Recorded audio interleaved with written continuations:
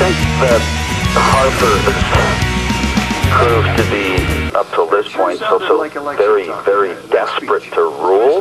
For example, done what they did, not have done what they had Flanagan do, which is make an absolute fool of himself. A little amount of input it takes, and it blossoms up.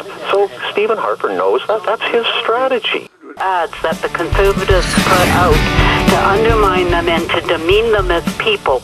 It was disgusting. We need to identify that, and I think we should hold them accountable. It's been a role of divide and conquer that this Conservative government has had since the beginning. Conservatives have created this as a political strategy and as a political tool, and I think we need to identify it, and we need to put the blame where the blame exists.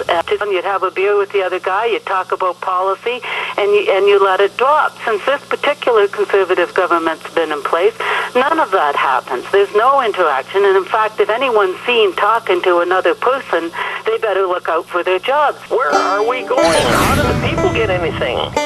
And putting stuff into the mail that must have cost about 15 to 20 acres of forestry to produce and to send out. Is my party on the right path? Or defeat this government?